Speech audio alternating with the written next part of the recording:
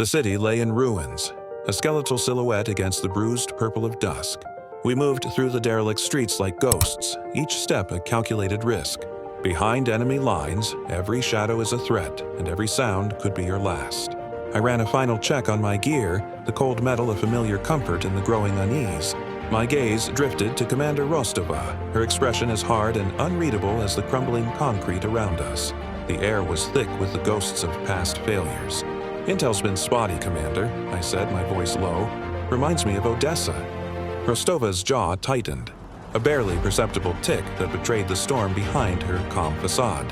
"This isn't Odessa, Spectre," she clipped back, her tone leaving no room for argument. But the doubt lingered. Before I could press further, movement flickered in the periphery. An enemy patrol materialized from the twilight. No words were exchanged. We moved as one, a symphony of silent, deadly precision. Rostova was a blur of motion, her blades finding their mark. I felt the immense presence of Rhino at my back, a living wall of muscle and steel. He shielded me without a second thought as my fingers worked to disarm a motion-tripped mine, its crimson light blinking a steady, lethal heartbeat. A close call. Too close. Our objective loomed ahead. A fortified administrative building, its windows dark and imposing. Breaching the entrance plunged us from the dying light into a labyrinth of black corridors. The silence was shattered by the sudden eruption of gunfire. Muzzle flashes strobed, illuminating the chaos of close-quarters combat. The air filled with the acrid smell of cordite and the percussive roar of Rhino's light machine gun. "Systems are live, I need a minute," I yelled, diving for a terminal. While Rhino laid down a storm of overwhelming cover fire, I tore through layers of encryption, the firewall crumbling under my assault. The path was clear. We found Thorne in a bare cell at the heart of the complex, the stench of fear and damp concrete hanging heavy in the air.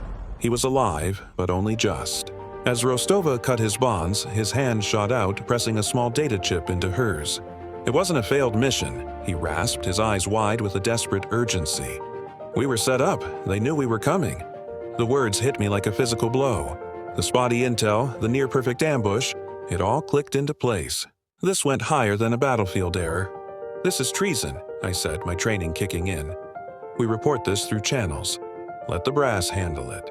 Rostova was visibly torn, her loyalty to the chain of command warring with the damning evidence in her hand. Before she could answer, Rhino stepped between us, his massive frame blocking my view of the commander. He fixed me with a hard stare. "I was in Odessa, Spectre," he said, his voice a low growl. "I watched the brass leave us to die. She got us out. My loyalty is with her." The weight of Rhino's words hung in the silence, an undeniable truth that settled the dispute. The betrayal in Odessa wasn't just a memory. It was a scar he carried, a lesson learned in blood. The chain of command had failed them once before. Rostova's gaze hardened, her conflict resolving into cold certainty. She closed her fingers around the data chip. "Our mission has changed," she declared, her voice ringing with newfound resolve. "We expose this." Later, we stood on a rooftop overlooking the burning city, the fires below mirroring the ones ignited within us. We were no longer just soldiers following orders.